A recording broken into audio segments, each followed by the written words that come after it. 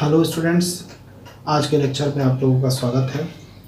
आज हम differential equation with constant coefficient जिसको हम सॉल्व करने का तरीका बता रहे थे, उसमें मैंने कॉम्प्लीमेंट्री फंक्शन निकालने का तरीका बताया था। ओके, तो कॉम्प्लीमेंट्री फंक्शन निकालने में मैंने रियल रूट्स के लिए बताया था। इमेजिनरी रूट्स को उससे अगर इमेजिनरी रूट्स मिलते हैं ऑक्सिलरी इक्वेशन के, तब हम कैसे सॉल्व करेंगे। तो उसके अंतर्गत एक क्वेश्चन हम ले लेते हैं, क्योंकि मैंने कॉम्प्लेक्स जो आपके इमेजिनरी रूट्स पे डिपेंडेंट क्वेश्चन मैंने नहीं कराया था लास्ट लेक्चर में, तो इसलिए मैं इस लेक्चर में इसको इंक्लूड कर रहा हूँ। ठीक है, फिर उसके बाद हम पर्टिकुलर इंटीग्रल निकालने का प्रयास करेंगे अगर कोई linear differential equation with constant coefficient दिया हो। ओके, तो मान लीजिए ये क्वेश्चन दे रखा है d3y/dx3 - 8y = 0 और इसका हमको सोल्यूशन फाइंड आउट करना है। तो सबसे पहले हम इस गिवन इक्वेशन का ऑक्सिलरी इक्वेशन लिखते हैं। Auxiliary equation of equation 1। Okay, differential equation 1। तो क्या हो जाएगा ये m³ - 8 = 0। It is cubic equation and you know what is it's formula. a³ - b³ का आप लोग फार्मूला जानते हैं, क्या होता है a - b a² + ab + b²। तो यहाँ से हम लिख सकते हैं a³ - b³ का फार्मूला होता है a - b a² + ab + b²। इस फार्मूले का यूज़ यहाँ पे कर रहे हैं हम। तो यहाँ हो जाएगा m-2 और फिर हो जाएगा m² + 2m + 4 = 0। ओके, तो यहाँ से m के हमारे 3 वैल्यूज़ मिलेंगे। एक m = 2 मिलेगा और यहाँ से आपको कॉम्प्लेक्स रूट्स मिलेंगे। इसको सॉल्व कर लेते हैं। तो m = हो जाएगा -2 ± √4 - 16/2। ओके, तो व्हाट इज इट्स वैल्यू -2 ± √12/2। तो ये -2 ± 2√3i/2। तो यहाँ से हमारे दो रूट्स मिल गए। 2 से जब डिवाइड करेंगे तो यहाँ पे 1 हो जाएगा, 1 यहाँ √3 हो जाएगा 5। ठीक है, तो यहाँ पे आप देखिए a ±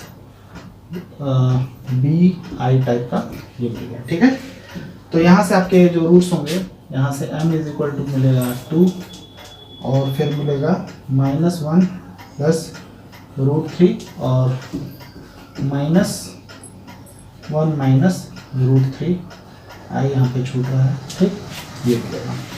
तो इसका सोल्यूशन हम लोग कैसे लिखेंगे, बहुत आसान सा है। इसका सोल्यूशन जो होगा, solution y = c1e⁻²x + c2e⁻−x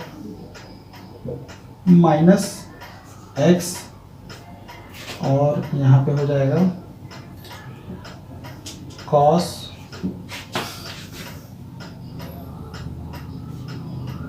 √3x + c3। चाहे आप ये लिखिए या और क्या सोल्यूशन हो सकता है, ये और लिख सकते हैं c1e⁻²x। ठीक है, प्लस e⁻−x c2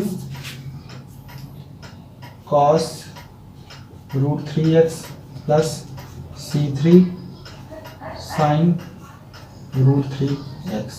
ये भी आप लिख सकते हैं। ठीक है, ये दोनों ही सोल्यूशन इसका हो सकता है। ठीक, और देखिए, यदि मैंने आपको बताया था, यदि रूट्स आपके a ± √b टाइप का मिले, a ± √b टाइप का। ठीक है, तो सोल्यूशन लिखने का हमने आपको तरीका बताया था कि y = जो सोल्यूशन होगा वो आपके प्लस और माइनस है, तो दो रूट्स हैं आपके यहाँ पे। तो यहाँ से आप लिख सकते हैं c1e⁻ax। ओके, और यहाँ पे हो जाएगा cos, या इसको यहाँ से हटा लीजिए, c1 √bx plus c2 sine hyperbolic यहाँ पे होगा, ये छूट रहा है, sine hyperbolic root B X, यहाँ पे हाइपरबोलिक रहेगा। ठीक है, तो इस तरीके से आप अगर a plus minus root B type के अगर इरेशनल रूट्स मिलते हैं तो उस कंडीशन में सोल्यूशन लिखने का ये तरीका है। अगर a एब्सेंट है तो e टू द पावर यहाँ पे 0 हो जाएगा, e टू द पावर 0 क्या होता है 1 होता है, तो बस केवल इतना ही बचेगा, c1 cos hyperbolic root B X plus c2 sine hyperbolic root B X. Okay, I hope आपको यहाँ तक का कंसेप्ट समझ में आया। अब हम आपको पर्टिकुलर इंटीग्रल बताने का प्रयास करते हैं कि पर्टिकुलर इंटीग्रल हम कैसे फाइंड आउट करेंगे। ठीक है,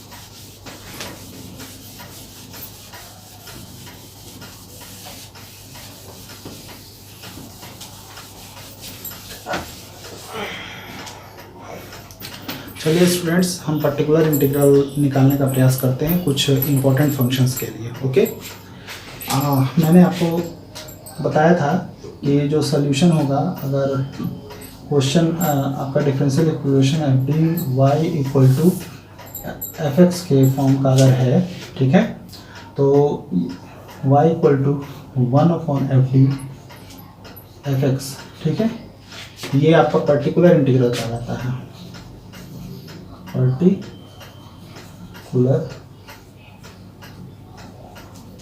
इंटीग्रल। ओके, और इस पर्टिकुलर इंटीग्रल में चूंकि कोई भी कांस्टेंट इन्वॉल्व नहीं होता है, इसीलिए जब हम इस का कंप्लीट सोल्यूशन लिखते हैं तो वो complementary function plus particular integral के फॉर्म में आता है। ओके, तो यहाँ पे जो पर्टिकुलर इंटीग्रल होता है इसमें कोई भी कांस्टेंट नहीं रहता है, ये आप लोग याद रखेंगे। ठीक है, अब हम पर्टिकुलर इंटीग्रल में एफ एक्स पे डिपेंड करेगा कि हम कैसे पर्टिकुलर इंटीग्रल फाइंड आउट करते हैं। फॉर एग्जांपल एफ एक्स आपका इस फॉर्म में हो सकता है, e to the power ax के फॉर्म में हो सकता है, ठीक है, साइन ax के फॉर्म में हो सकता है, cos ax हो सकता है, ठीक है,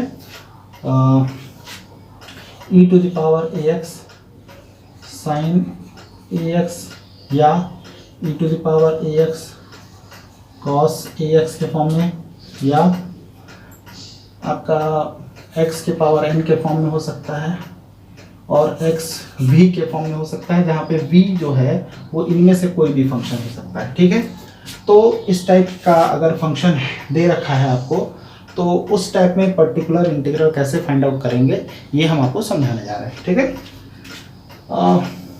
कुछ मान लेते हैं, केस 1 ले लेते हैं, जबकि फंक्शन हमारा जो है एफ एक्स वो e to the power ax है।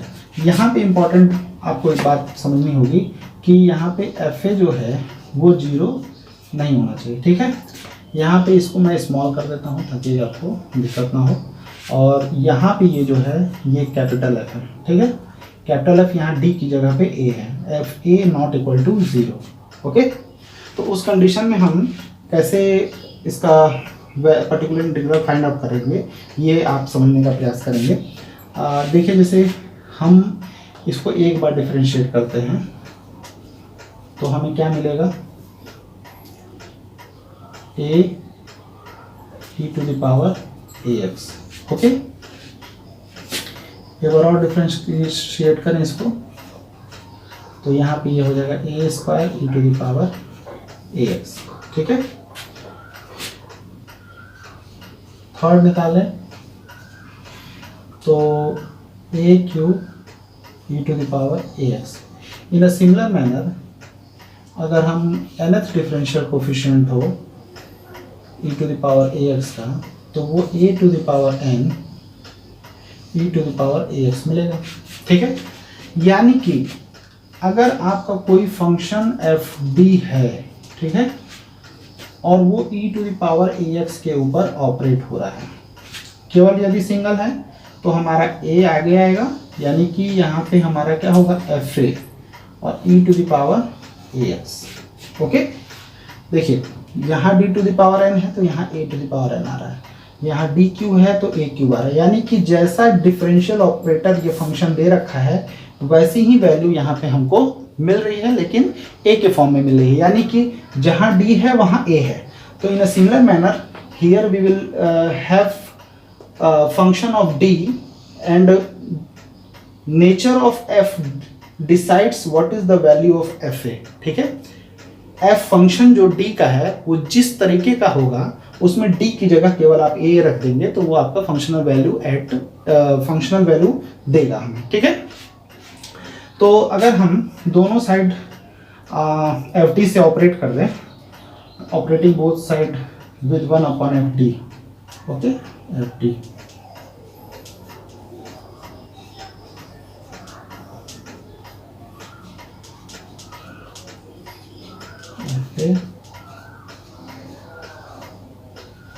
ठीक है, तो यहां से देख रहे हैं कि ये दोनों एक दूसरे के इनवर्स हैं। ये अगर ये डिफरेंशियल फॉर्म में है तो इसका मतलब कि ये इंटीग्रल होगा। ठीक है, यानी कि बोथ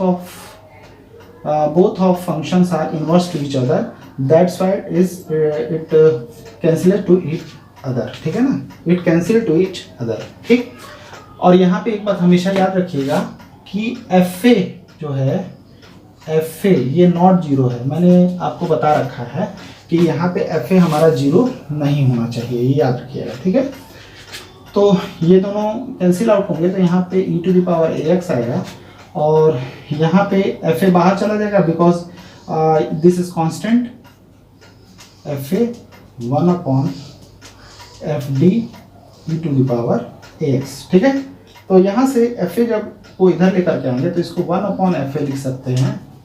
ठीक है, e to the power a x equal to 1 upon f d e to the power a x. ठीक है, यानी कि अगर फंक्शन जो हमारा दे रखा है ये वो अगर e to the power x है तो यहाँ से e to the power a x 1 upon f d करने से हमको क्या मिल रहा है, पर्टिकुलर इंटीग्रल मिल रहा है। दैट मीन्स कि this is our particular integral. Okay, तो इसका सॉल्यूशन जो होगा complementary function plus this form. I hope आपको यहाँ से समझ में आ गया कि 1 upon f d e to the power a x की value 1 upon f a e to the power a x, d की जगह बस ए रख देंगे तो वहाँ से हमें मिल जाएगा। ठीक है, अपने टॉपिक से रिलेटेड क्वेश्चन को ले लेते हैं। ठीक है, तो यहाँ से आपका ऑक्सिलरी इक्वेशन क्या हो जाता है, ऑक्सिलरी इक्वेशन ये क्या होगा, M square minus 3m plus 2 equal to 0। तो यहाँ से आपका हो जाएगा m minus 1 m minus 2 equal to 0। ठीक है, तो m की वैल्यू आ जाएगी m इक्वल टू 1 और 2। ठीक, तो यहाँ से आपकी दो वैल्यूज आई m की, m equal to 1 and m equal to 2। तो कॉम्प्लीमेंट्री फंक्शन जो होगा वो c1 e to the power x plus c2 e to the power 2x होगा। ठीक है, अब इसका पर्टिकुलर इंटीग्रल निकाल लेते हैं। पर्टिकुलर इंटीग्रल 1 अपॉन डी के फॉर्म में चूंकि लिखना है तो ये हो जाएगा D square minus 3d plus 2 e to the power 5x। तो वैल्यू रख देते हैं 5 वैल्यू रखेंगे तो 5 square minus 3 into 5 plus 2 e to the power 5x। ये हो जाएगा 27 माइनस 15 तो 12 टू द पावर 5x। ठीक है, ये आपका पर्टिकुलर इंटीग्रल हो गया। तो आपका सोल्यूशन जो होगा इस डिफरेंशियल इक्वेशन का, तो हेंस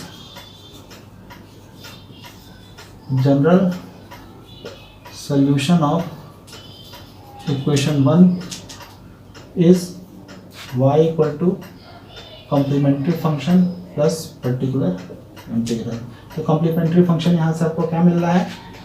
complementary function यहाँ से मिल रहा है आपका c1 e to the power x plus c2 e to the power 2x plus particular integral 1/12 e to the power 5x। ठीक है, e to the power 5x।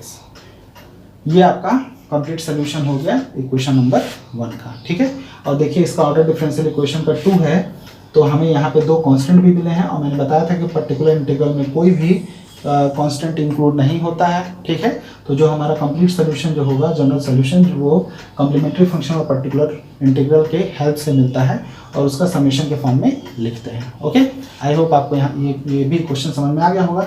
अब नेक्स्ट हम लेते हैं, यदि आपका फंक्शन जो है साइन AX या कॉस AX के फॉर्म में हो तो कैसे सॉल्व करेंगे। ठीक है,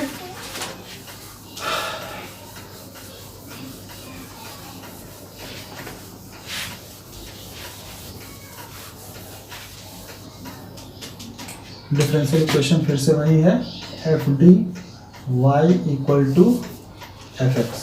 ठीक है, और जहाँ पे एफ एक्स है वो आपका साइन ए एक्स है, और यहाँ पे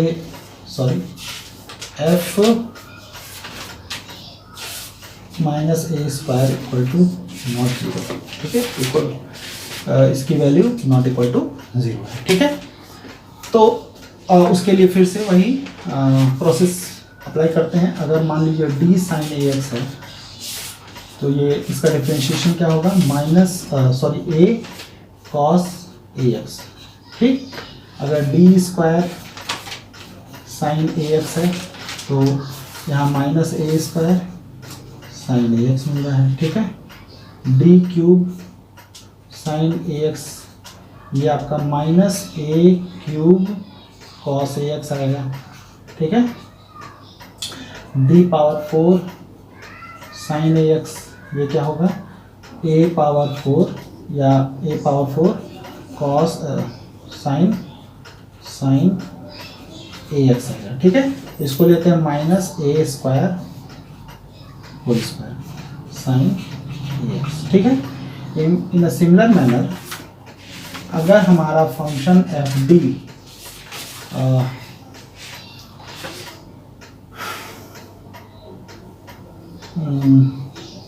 F D Y equal to, ठीक है, इसको हम एफ माइनस ए स्क्वायर साइन ए एक्स लिख सकते हैं। ठीक है, अभी देखिए यहाँ पे डी पावर 4 था, तो यहाँ पे माइनस ए स्क्वायर का होल स्क्वायर है।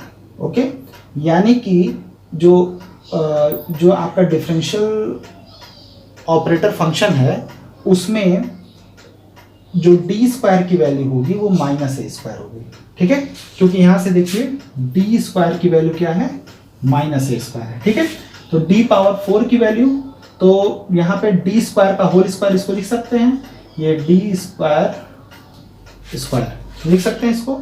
तो डी स्क्वायर की जगह पे आप क्या लिख रहे हैं, माइनस ए स्क्वायर लिख रहे हैं। यानी कि अगर यहाँ पे हम स्क्वायर कर दें तो ज़्यादा आसानी से आपको समझ में आएगा कि F D square Y equal to F minus A square sine A x. ठीक है, यानी कि हमको डी स्क्वायर की जगह क्या रखना पड़ेगा, माइनस ए स्क्वायर रखना पड़ेगा। ठीक है, अब दोनों साइड एफ डी स्क्वायर से आप डिवाइड कर दीजिए।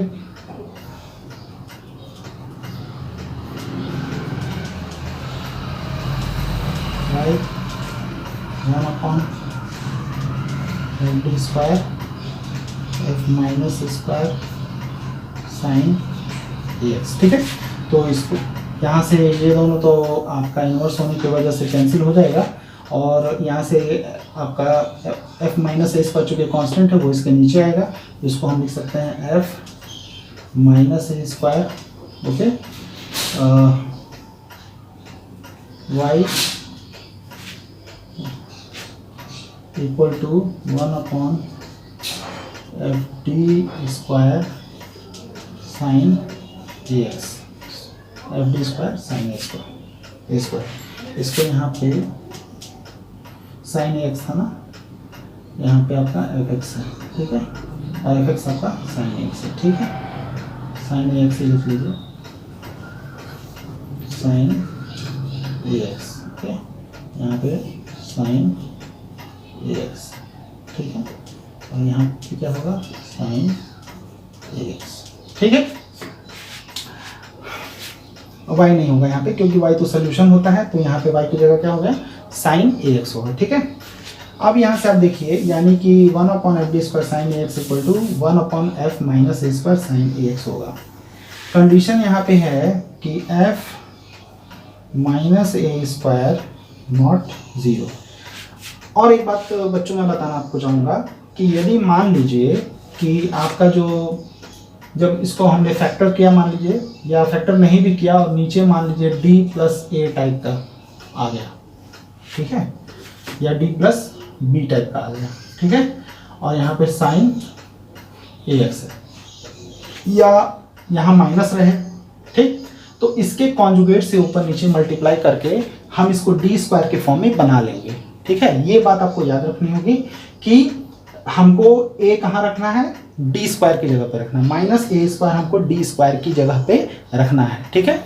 सो इसको हम रैशनलाइज करने का प्रयास करेंगे, तो इसके कॉन्जुगेट से हम ऊपर और नीचे मल्टीप्लाई करेंगे, तो ये D square minus B square हो जाएगा, फिर इजीली हम इसको सॉल्व कर लेंगे, ठीक है ना। तो ये बात आपको याद रखना होगा कि कॉन्जुगेट से न्यूमरेटर और डिनोमिनेटर में मल्टीप्लाई करना होगा, ठीक है। मल्टीप्लाई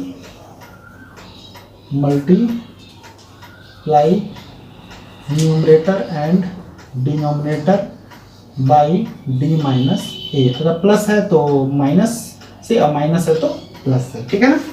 ये इसको करने का प्रोसेस है, ठीक है। तो इस पर एक क्वेश्चन डिस्कस कर लेंगे, ये आपका क्वेश्चन है, ठीक। तो सबसे पहले इसका क्या लिखेंगे हम, ऑक्सिलरी इक्वेशन लिखेंगे। चलिए लिखते हैं auxiliary equation of differential equation, ठीक है। तो ये हो जाएगा M square minus M minus 2 equal to 0। तो यहाँ से इसको फैक्टराइज करेंगे तो m minus 1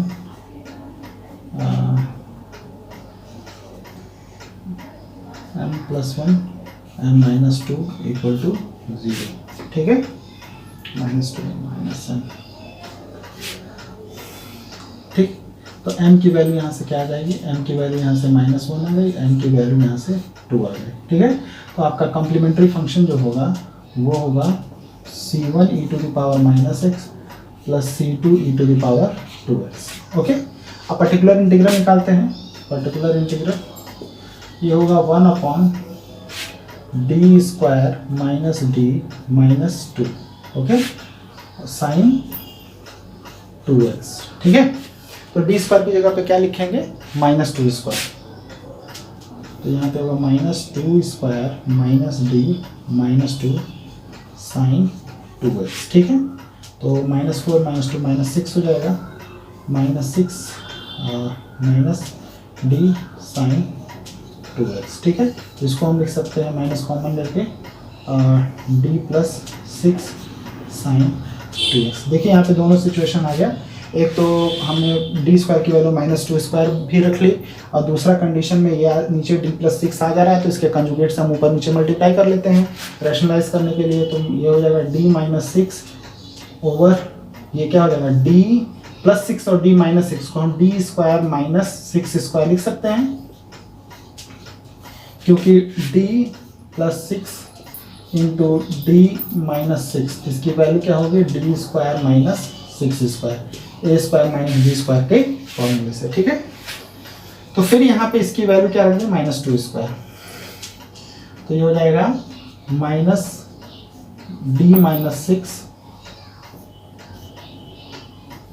upon minus 2 square minus 6 square और साइन 2x, ओके। तो यहाँ से हो जाएगा माइनस डी माइनस 6 और 4 36 36 40, तो प्लस 40 हो जाएगा ये साइन 2x। अब यहाँ बच्चों समझेंगे, ये d का मतलब हो गया इस फंक्शन को एक बार डिफरेंशिएट करना है, ठीक है। तो फंक्शन को डिफरेंशिएट करेंगे तो 2 cos 2x आ जाएगा माइनस 6 साइन 2x आ जाएगा, अपॉन 40, 2 कॉमन लेकर के कैंसिल कर लीजिए, तो यहाँ पे हो जाएगा 2 cos 2x minus 3 sin 2x over 2 से जब डिवाइड कर देंगे तो यहाँ 20 बचेगा। तो आपका जो कंप्लीट सोल्यूशन हो जाएगा, तो y equal to complete solution complementary function plus particular integral, ठीक है। और कॉम्प्लीमेंट्री फंक्शन की वैल्यू कितनी है आपकी, c1 e to the power minus x plus c2 e to the power 2x plus यहाँ हो जाएगा cos 2x minus 3 sin 2x over 20, ठीक है। This is your complete solution. Okay, I hope आपको ये भी कॉन्सेप्ट समझ में आ गया, ठीक है। नेक्स्ट क्लास में हम और भी जो फंक्शंस, कुछ और फंक्शंस हैं, उनको ले करके हम differential equation with constant coefficient को सॉल्व करने का प्रयास करेंगे और पर्टिकुलर इंटीग्रल निकालने का मेथड बताएंगे, ठीक है। Thank you.